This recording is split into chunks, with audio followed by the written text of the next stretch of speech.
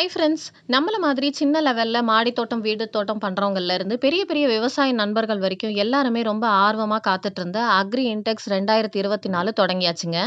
கோயம்புத்தூர் கொடிஷியால ஒவ்வொரு வருஷமும் ஜூலை மாசம் 15 வாக்குல வரக்கூடிய சனி, ஞாயிறு ஒட்டி இந்த கண்காட்சி நடக்கும்.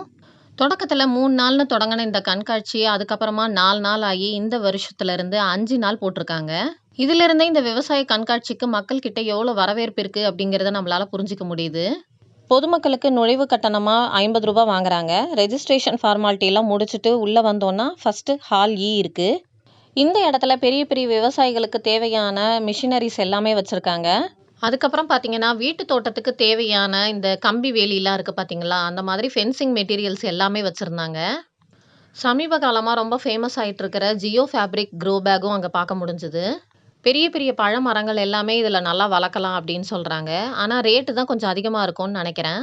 அதுக்கப்புறம் நெல் நாற்றுக்கள்லாம் வைக்கக்கூடிய ட்ரே எல்லாம் இருந்தது. அடுத்து எல்லாரும் ரொம்ப ஆர்வமா பார்த்துட்டு இருந்தது இந்த ட்ரிப் இரிகேஷன் கிட்டு தான். இப்பல்லாம் பெரிய பெரிய விவசாய நிலங்கள்ல மட்டும் தான் சொட்டு நீர் பாசனம் அப்படிங்கிறது கிடையாது. மாடி தோட்டம் வச்சிருக்கிறவங்க கூட இந்த சிஸ்டம நம்ம பயன்படுத்தலாம். அந்த கிட்டு மட்டும் இல்லாம அதுக்கு தேவையான அந்த ஸ்பேர் பார்ட்ஸும் தனித்தனியா வச்சு வித்துட்டு இருந்தாங்க. அடுத்து மக்கள் கூட்டம் அதிகமா இருந்தது அப்படின்னு பார்த்தீங்கன்னா, இந்த கார்டனிங் டூல்ஸ் விக்கிற ஏரியா தான். சைஸ் வாரியா எல்லா டூல்ஸுமே இங்க பார்க்க முடிஞ்சது. அடுத்து ஷேட் நெட். ஷேட் நெட் அப்படின்றது நான் பச்சை கலர்ல மட்டும் தான் பார்த்துருக்கேன். ஆனா இங்க வெள்ளை, கருப்பு, பச்சை அப்படின்ட்டு 3 கலர்லயுமே இருந்தது. இதெல்லாம் முடிச்சுட்டு அப்படியே வெளிய வந்தோம் அப்படின்னா, ஹால் ஏபிசி 3ம் சேர்ந்தா மாதிரி ஒரு பெரிய இடம். இந்த 3 ஹால்லயுமே பார்த்தீங்கன்னா, உங்களுக்கு பம்பு, ஒயர்ஸு, அதுக்கப்புறம் இரிகேஷன் சிஸ்டம் இது சம்மந்தப்பட்ட பொருள்கள் தான் இருந்தது. ஒவ்வொரு ஹாலுக்கு வெளியிலயும் ஒரு பெரிய பேனர்ல உள்ள ஷாப் நேமு, அதோட நம்பர் இது எல்லாமே போட்டிருந்தாங்க. ஒரு குறிப்பிட்ட கடைய தேடி நம்ம வரும்பொழுது இந்த டிஸ்ப்ளே ரொம்ப யூஸ்ஃபுல்லா இருக்கும். கண்காட்சி தொடங்குன நேரம்னு பார்த்தீங்கன்னா 9 மணிக்கு. நாங்க இருக்கும்போது 11, 11:30 இருக்கும். அப்பவே பாருங்க எவ்வளோ மக்கள் இருக்காங்க அப்படின்ட்டு.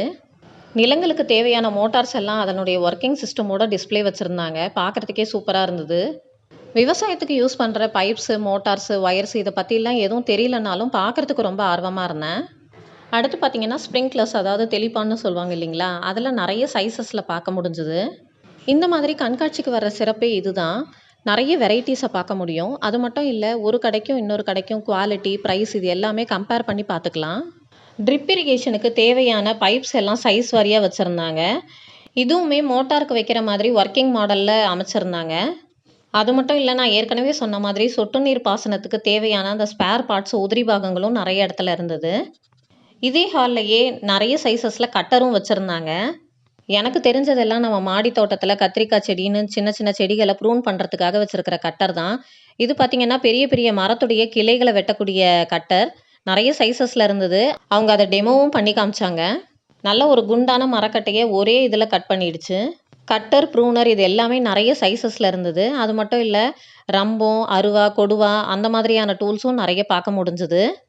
உயரத்துல இருக்கக்கூடிய பழங்கள், காய்கள் இதெல்லாம் பறிக்கிறதுக்கு தேவையான எக்யூப்மெண்ட்ஸும் நெறைய இருந்தது. நான் சின்ன வயசுல இருக்கும்போது பார்த்தீங்கன்னா, இந்த முருங்காவ பறிக்கிறதுக்கு சொரட்டுக்கோல்னு ஒண்ணே ஒண்ணு தான் வீட்ல இருக்கும். ஆனா இப்பல்லாம் கார்டனிங் டூல்ஸ் வைக்கிறதுக்குன்னு தனியா ஒரு ஷெல்ஃபே வைக்கணும் போல இருக்கு. அவ்ளோ எக்யூப்மெண்ட்ஸ் இருக்கு. அப்புறம் நான் ரொம்ப ஆச்சரியமா பார்த்த விஷயம் அப்படின்னு பார்த்தீங்கன்னா, இந்த ட்ரோன் தான். உரம் ஸ்ப்ரே பண்றது, பூச்சிக்கொல்லி அடிக்கிறது அப்படின்ட்டு நெறைய விஷயத்துக்காக இந்த ட்ரோன பயன்படுத்துறதா சொன்னாங்க. வேளாண் துறையில ஏற்பட்ட அறிவியல் முன்னேற்றத்த நெனச்சு ஆச்சரியமா இருந்தது. மினி ரொட்டவேட்டர், அப்புறம் வீடர் இதெல்லாமே நெறைய இருந்தது. பார்க்கறதுக்கு சின்னதா யூசர் ஃப்ரெண்ட்லியா, ஹேண்டியா இருந்தது. நெறைய மோட்டார்ஸ், அதுக்கப்புறமா பம்ப்ஸு, பெரிய பெரிய மிஷின்ஸ் எல்லாம் இருந்ததுங்க. எதுக்கு யூஸ் பண்ணுவாங்க அப்படின்ட்டு கூட தெரியல. ஒவ்வொரு வருஷமும் நான் கண்காட்சிக்கு வரும்பொழுது, இந்த மிஷின்ஸ் எல்லாம் இருக்கிற செக்மெண்ட்டுக்கு அதிகமா போமாட்டேன். இந்த செக்ஷன் எல்லாம் மேலாப்புல சும்மா பார்த்துட்டு, அதுக்கப்புறம் நம்ம செக்ஷன் அதாவது மாடித்தோட்டம் சம்மந்தப்பட்ட பொருள்கள் விக்கிற இடத்த தான் ரொம்ப கொஞ்சம் டீப்பா பார்ப்பேன். இந்த தடவ ஒவ்வொன்னத்தையும் நிறுத்தி நிதானமா பார்க்கும்போது ரொம்ப மலைப்பா இருந்ததுங்க. இவ்ளோ இயந்திரங்கள பார்க்கும்போது, தொடக்க காலத்துல விவசாயம் எப்படி இருந்திருக்கும் அப்படின்னு யோசிச்சு பார்த்தேன். அது மட்டும் இல்ல, இனி அடுத்து வர்ற காலத்துல என்னென்ன இயந்திரங்கள் வரும்னு தெரியல. இந்த ரோபோட், மிஷின்ஸ், ஏஐ இதெல்லாம் பார்க்கும்போது மனுஷங்களே இல்லாம விவசாயம் நடக்கிற காலமும் கூடிய சீக்கிரத்துல வரும்னு நினைக்கிறேன்.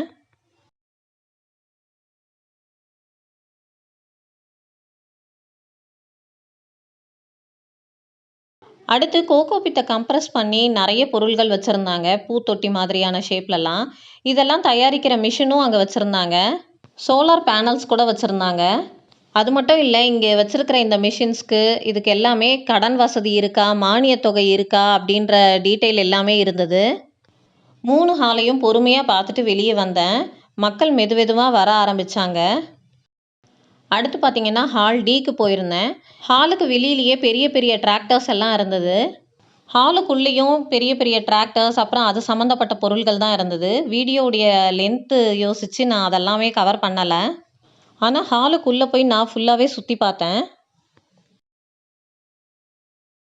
அதெல்லாம் பார்த்துட்டு அப்படியே வெளிய வந்தோம் அப்படின்னா, டிஃபரண்டான ப்ரீட்ஸ்ல ஆடுங்கள்லாம் வச்சிருந்தாங்க. கவர்மெண்ட் சப்சிடியில எப்படி ஒரு கோட் ஃபார்ம் வைக்கலாம் அப்படின்ற ஒரு மாடல் எல்லாம் வச்சிருந்தாங்க. நெறைய பேர் அந்த ஆடுங்கள ஃபோட்டோ, வீடியோஸ் எல்லாம் எடுத்துட்டு இருந்தாங்க. செல்ஃபி கூட எடுத்துட்டு இருந்தாங்க. ஆடுகள எப்படி வச்சிருந்தாங்களோ, அதே மாதிரியே மாடுகளுக்குன்னு ஒரு தனி ஷெட் அமைச்சு, அதுலயுமே நாட்டு மாடுகள் எல்லாம் வச்சிருந்தாங்க. அடுத்து பார்த்தீங்கன்னா, ஹால் ஹெச். இங்கேயுமே பார்த்தீங்கன்னா, பெரிய பெரிய டிராக்டர்ஸ் உடைய டயர்ஸு, அதுக்கப்புறமா மிஷின்ஸு இதெல்லாம் இருந்தது. இங்கேயும் பார்த்தீங்கன்னா, ஒரு பெரிய ஹீட்டிங் மிஷின் மாதிரி வச்சிருந்தாங்க. நம்ம நெறைய சூப்பர் மார்க்கெட்ஸ்லலாம் இந்த ஃப்ரூட்ஸ் எல்லாம் ட்ரை ஃபார்ம்ல பார்த்துருப்போம். அது எல்லாமே இந்த மாதிரி மிஷின்ஸ்ல தான் ட்ரை பண்ணி எடுக்குறாங்க. நெறைய ஸ்டால்ஸ்ல விவசாய பொருட்கள மதிப்பு கூட்டி விற்பனைக்கு வச்சிருந்தாங்க. அதாவது தேன், அப்புறம் மிளகாய் தூள், மஞ்சள் தூள் மாதிரியான மசாலா பொருட்கள், ஊறுகாய் வகைகள், அப்புறம் மரச்செக்குல ஆட்டுன எண்ணெய் வகைகள் இது எல்லாமே வச்சிருந்தாங்க. அடுத்து சூரிய கூடார உலர்த்தி அப்படின்ட்டு ஒரு பெரிய கூடாரம் மாரி அமைச்சிருந்தாங்க. பொதுவா தேங்காய்கள் எல்லாம் இந்த மாதிரியான கூடாரத்துல தான் ஹீட் பண்ணி உலர்த்துவாங்க. தேங்காய் மட்டும் இல்ல, இது மூலியமா என்னென்ன பொருள்கள இந்த மாதிரி ப்ராசஸ் பண்ணலாம் அப்படின்னு அங்க ஒரு லிஸ்ட்டே போட்டிருந்தாங்க. இந்த ஹால்லயுமே நெறைய ட்ரோன்ஸ் எல்லாம் பார்க்க முடிஞ்சது. ட்ரோன்ஸ நம்ம நிலங்கள்ல யூஸ் பண்றதால என்னென்ன அட்வான்டேஜஸ் அப்படின்றத அங்க டிஸ்ப்ளேல போட்டிருந்தாங்க. மேன் பவர கம்மி பண்ண முடியும். அதுக்கப்புறமா இப்ப பெஸ்டிசைட்ஸ் எல்லாம் நம்ம தெளிக்கிறோம் அப்படின்னா, அதனுடைய குவான்டிட்டி வேஸ்ட் ஆகாம நம்மளால பார்த்துக்க முடியும் அப்படின்லாம் எக்ஸ்பிளைன் பண்ணிட்டு இருந்தாங்க. ஹால் ஹெச் முடிச்சுட்டு அப்படியே ஆப்போசிட்ல பார்த்தோம்னா ஹால் ஜி. இதுதான் நம்ம ஏரியா. அதாவது வீட்டு தோட்டம், மாடி தோட்டத்துக்கு தேவையான பொருள்கள் எல்லாம் விற்பனைக்கு வச்சிருக்கிற இடம். இங்கேயுமே மத்த ஹால் மாதிரி ஷாப் நேமும், ஸ்டால் நம்பரும் டிஸ்ப்ளேல வச்சிருந்தாங்க. பர்ட்டிகுலரா இந்த கடைக்கு போய் இந்த பொருள் தான் வாங்கணும் அப்படின்னு பிளான் பண்ணிட்டு வர்றவங்களுக்கு இந்த டிஸ்ப்ளே ரொம்ப யூஸ்ஃபுல்லா இருக்கும். எப்பயும் போல மத்த ஹால்ல இருக்கிற கூட்டத்த விட இந்த ஹால்ல இன்னும் அதிகமாவே இருந்தது. ஹாலுடைய என்ட்ரன்ஸ்லயே கிருஷ்ணா சீட்ஸ் ஸ்டால் போட்டிருந்தாங்க. மிளகா, கத்திரிக்காய், வெண்டைக்காய், அவரைக்காய் அப்படின்ட்டு எல்லாத்துலேயுமே பாரம்பரிய ரகங்கள் நிறையவே வச்சுருந்தாங்க. அது மட்டும் இல்லை, இப்போ இந்த சீசனுக்கு ஏற்ற மாதிரி முலாம்பழம், தர்பூசணி, வெள்ளரி இந்த மாதிரியான கொடி ரகங்களுடைய விதைகளும் நிறையவே வச்சுருந்தாங்க. நானும் ஒரு 2-3 சீட் வெரைட்டிலாம் வாங்கியிருந்தேன். விதைகள் மட்டும் கிடையாது, மீனமிலம், பஞ்சகாவியம் மாதிரியான பயிர் ஊக்கிகளும் இங்கே விற்பனைக்கு வச்சுருந்தாங்க. அதே மாதிரி கிழங்கு ரகங்கள்லையும் நிறையவே இருந்தது. மஞ்சள்லையே கருமஞ்சள், லக்கடாங்க மஞ்சள் அப்படின்னு நிறைய வெரைட்டிஸ். அதே மாதிரி இஞ்சியில் மா இஞ்சி மாதிரியான ரகங்கள், அப்புறம் கிழங்குகளில் ஏர் பொட்டேட்டோ, வள்ளிக்கிழங்கு இந்த மாதிரி நிறைய வெரைட்டிஸ் வச்சுருந்தாங்க. கிருஷ்ணா சீட்ஸுக்கு ஆப்போசிட்டில் ஏஆர் சீட்ஸ் ஸ்டால் வச்சுருந்தாங்க. அங்கேயுமே நிறைய பாரம்பரிய நாட்டு காய்கறிகளுடைய விதைகள், அப்புறம் பூச்செடிகளுடைய விதைகள்லாம் இருந்தது. அதுக்கப்புறம் கரூர்லேருந்து ஜெய்கவின் சீட்ஸ் அப்படின்ட்டு ஒரு ஸ்டால் இருந்தது. அந்த ஸ்டால் ஃபுல்லாகவே சுரக்காயுடைய கூடுகளால் அலங்கரிச்சிருந்தது. பார்க்குறதுக்கு சூப்பராக இருந்தது. இங்கேயுமே நிறைய பாரம்பரிய நாட்டு விதைகளை விற்பனைக்கு வச்சுருந்தாங்க. விதைகள், கிழங்குகள் மட்டும் கிடையாது, நிறைய ஸ்டால்ஸில் பயிர் ஊக்கிகள், அப்புறம் உயிர் உரங்கள் இந்த மாதிரியான பொருள்களும் விற்பனைக்கு வச்சுருந்தாங்க. அப்புறம் நிறைய வகையான ஸ்ப்ரேயர்ஸ் எல்லாம் பார்க்க முடிஞ்சுது. அப்புறம் தேன், சோப்பு இந்த மாதிரி இயற்கை முறையில் மதிப்பு கூட்டி செஞ்ச பொருள்கள் எல்லாம் விற்பனைக்கு வச்சுருந்தாங்க. நிறைய நறுமண பொருட்கள், அப்புறம் தைலம் வகைகள் இதெல்லாமும் இருந்தது. நிறைய மக்கள் லக்கடாங்க மஞ்சள் கொடுங்க, ஏர் பொட்டேட்டோ கொடுங்க அப்படின்ட்டு கிழங்கு வகைகளை ஆர்வமாக வாங்கிட்டு போயிட்டு இருந்தாங்க. கிழங்குகள் எல்லாமே நல்லா முளைச்சி விதைக்கிறதுக்கு தயாராகவே இருந்தது. அப்புறம் இந்த ஹால்லையுமே தோட்டத்துக்கு தேவையான சின்ன சின்ன ஹேண்ட் டூல்ஸ் எல்லாம் நிறையவே வச்சுருந்தாங்க. அப்புறம் சுற்றி முற்றி சாப்பிட்றதுக்கு ஏதாவது இருக்காப்பா அப்படின்னு பார்த்தா தேன் நெல்லி, ஒரு பக்கம் நீராபானம், தேங்காய் பால் இதெல்லாம் வித்துட்டு இருந்தாங்க. நானோ ஆயில் மேக்கர் அப்படின்ற ஷாப்ல இருந்து ஒரு ஸ்டால் போட்டிருந்தாங்க. மிக்ஸி கிரைண்டர் சைஸ்லேயே சின்ன சின்னதாக மிஷின்ஸ் இருந்தது. கேட்டால் அரவை மில்லுக்கே போக வேண்டாம், நமக்கு தேவையான மாவை நம்ம வீட்லேயே அரைச்சிக்கலாம், கோதுமை, கம்பு இதெல்லாம் போட்டால் 1 நிமிஷத்தில் உங்களுக்கு மாவாகி வந்துடும் அப்படின்னு எக்ஸ்பிளைன் பண்ணிட்டு இருந்தாங்க. அது மட்டும் இல்லை, எண்ணெய் தயாரிக்கிற மிஷினும் வச்சுருந்தாங்க.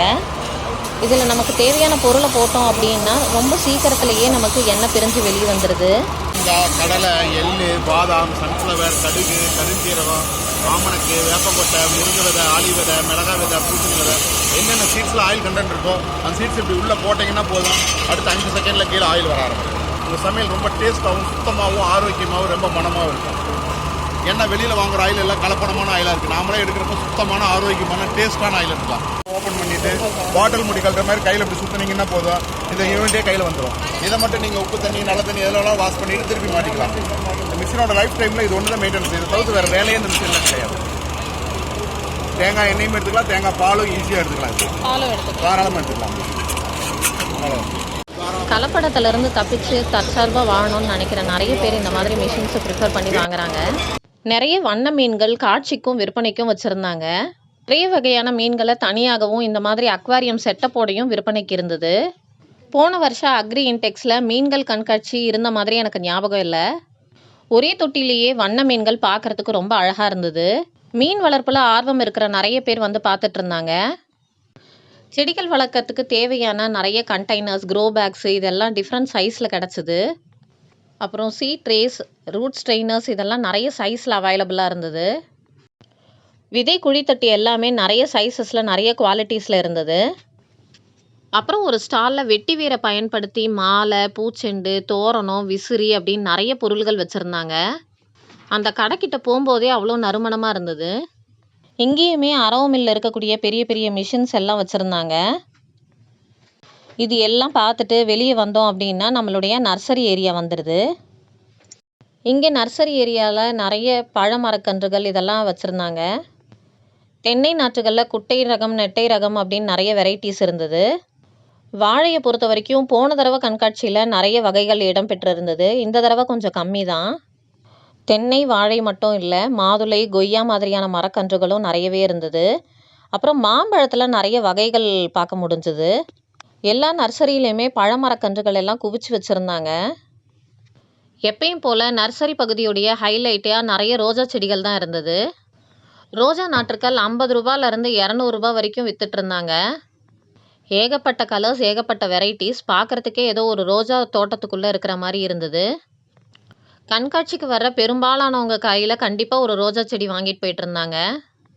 எத்தனை பூச்செடிகள் இருந்தாலும் ரோஜா செடி மேலே இருக்கக்கூடிய மோகம் மக்களுக்கு குறையவே இல்லை. அப்புறம் நிறைய சக்குலண்ட் வெரைட்டிஸ் எல்லாம் குட்டி குட்டி பாட்டில் வச்சுருந்தாங்க. பார்க்குறதுக்கே சூப்பராக இருந்தது. ரேட் எல்லாம் 150 ரூபா, 200 ரூபா அப்படின்னு ரகத்துக்கு தகுந்த மாதிரி இருந்தது. நிறைய பேர் பால்கனியில் வைக்கிறதுக்கு, அப்புறம் ஆஃபீஸ் பர்பஸ்க்கு அப்படின்ட்டு ரேட்டை பொருட்படுத்தாமல் வாங்கிட்டு போயிட்டு இருந்தாங்க. அப்புறம் நர்சரி ஏரியாலையும் சீட் ட்ரே, கோகோபிட் இதெல்லாம் விற்பனைக்கு வச்சுருந்தாங்க. இந்த ரோஜா செடிகளை பார்க்கும்போது நம்ம ஊட்டி ஃப்ளவர் ஷோவில் இருக்கிற மாதிரியே இருந்தது. நான் என்னெல்லாம் அக்ரி இன்டெக்ஸில் பர்ச்சேஸ் பண்ணேன் அப்படின்றத சீக்கிரத்துலேயே ஒரு ஷார்ட்ஸில் கொடுக்குறேன்.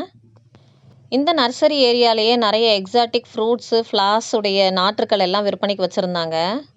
லில்லி, லோட்டஸ் மாதிரியான வாட்டர் பிளான்ட்ஸ் எல்லாம் ரொம்ப கம்மியாக தான் இருந்தது. ஒருவேளை இனிமேல் தான் விற்பனைக்கு கொண்டு வருவாங்களா என்னன்னு தெரியல. பூச்செடிகள், பழ நாற்றுக்கள் மட்டும் இல்லாமல் நிறைய அரிய வகை மூலிகை செடிகளும் விற்பனைக்கு இருந்தது. மல்லி, முல்லை, ஜாதி மல்லி, அப்புறம் மெரிகோல்டு இந்த மாதிரியான பூச்செடிகளுடைய நாற்றுக்களும் இருந்தது. அப்புறம் டேபிள் ஆரஞ்சு, மினி ஆரஞ்சு அந்த மாதிரியான பழ நாற்றுக்களும் விற்பனைக்கு இருந்தது. அப்புறம் காலிஃப்ளவர், கார்ன் மாதிரியான காய்கறி நாற்றுக்களும் இருந்தது. அது மட்டும் இல்லையா, நிறைய ஹைப்ரிட் ரக கத்திரிக்காய், மிளகாய் நாற்றுக்களும் விற்பனைக்கு இருந்தது. இது எல்லாமே குறைஞ்ச விலையில் கொடுத்துட்டு இருந்தாங்க. ஒவ்வொரு வருஷமும் சனி இல்லை ஞாயிற்றுக்கிழமை தான் நான் கண்காட்சிக்கு வருவேன். ஏன்னா நண்பர்கள் சந்திப்பும் அப்போ தான் நடக்கும். ஆனால் இந்த தடவை தான் நான் கண்காட்சியுடைய முதல் நாளே வந்திருக்கேன். இந்த தடவையும் ஞாயிற்றுக்கிழமை நண்பர்கள் சந்திப்பு அரேஞ்ச் பண்ணியிருக்காங்க. சென்னையிலேருந்து நிறைய யூடியூபர்ஸ் வந்து கலந்துக்கிறாங்க. தோட்டமில் ஆர்வம் இருக்கிற நண்பர்கள் கண்டிப்பாக ஏதாவது ஒரு நாள் வந்து கண்காட்சியை பார்த்துட்டு போங்க. அடுத்து வர்ற ஆடிப்பட்டத்துக்கு தேவையான விதைகளையும் தோட்டம் சார்ந்த மற்ற பொருட்களை வாங்குறதுக்கும் இந்த கண்காட்சி கண்டிப்பாக பெரிய உதவியாக இருக்கும். என்னதான் ஆன்லைன்லேயே எல்லா பொருட்களும் இப்போ கிடைக்க ஆரம்பிச்சிடுது அப்படின்னாலும் இந்த மாதிரியான கண்காட்சிக்கு வந்து வாங்கும் பொழுது நம்மளுடைய புரிதல் இன்னுமே அதிகமாக இருக்கும். இந்த அக்ரி இன்டெக்ஸ் முடிஞ்சதுக்கப்புறம் கொடிஷியாலேயே புக் ஃபேரும் நடக்குது. எனக்கு டேட்டு கரெக்டாக தெரியல, ஆனால் அங்கேயே போர்டெல்லாம் இருக்குது. முடிஞ்ச நண்பர்கள் அந்த புக் ஃபேரையும் கண்டிப்பாக போய் பாருங்கள். நம்மளை மாதிரி சின்ன லெவலில் மாடி தோட்டம் பண்ணுறவங்களுக்கு கூட இந்த மாதிரியான ஒரு கண்காட்சிக்கு போகும்பொழுது பெரிய விவசாய லெவலில் ஃபீல் பண்ண வைக்குது. காலையில் 10:11 மணிக்கு போனேன்னா வெளியே வரும்பொழுது மணி 4. நேரம் போனதே தெரியல. ஞாயிற்றுக்கிழமை நடக்கக்கூடிய நண்பர்கள் சந்திப்பில் என்னால் கலந்துக்க முடியுமான்னு தெரியல. அப்படி கலந்துக்கிட்டேன்னா கண்டிப்பாக அதையும் நான் வீடியோவாக போஸ்ட் பண்ணுறேன். என்னால் முடிஞ்ச வரைக்கும் இந்த கண்காட்சியை நான் வீடியோ எடுத்து போஸ்ட் பண்ணியிருக்கேன். அடுத்து வர்ற நாட்களில் போகக்கூடிய நண்பர்களுக்கும் இந்த தடவை போக முடியாமல் இருக்கக்கூடிய நண்பர்களுக்கும் கண்டிப்பாக இந்த வீடியோ உபயோகமாக இருக்கும்னு நம்புகிறேன். போன வருஷம் நடந்த அக்ரி இன்டெக்ஸ் 2023 நம்ம சேனலில் நான் போஸ்ட் பண்ணியிருக்கேன். ஆர்வம் இருக்கிற நண்பர்கள் கண்டிப்பாக போய் சேனலில் அந்த வீடியோவையும் செக் பண்ணி பாருங்கள். இந்த வீடியோவில் கவர் பண்ண முடியாத 2-3 விஷயங்கள் இருக்குது. அதை சின்ன சின்னதாக நான் ஷார்ட்ஸில் கொடுக்க ட்ரை பண்ணுறேன். கண்காட்சியை முடிச்சுட்டு வெளியே வரும்பொழுது அடுத்த வருஷம் அக்ரி இன்டெக்ஸ் எப்போ நடக்கும்ன்ற போர்டு நமக்கு பாய் சொல்லி அனுப்புது. நீங்களும் இந்த டேட்டை மறக்காமல் குறித்து வச்சுக்கோங்க. தேங்க்யூ.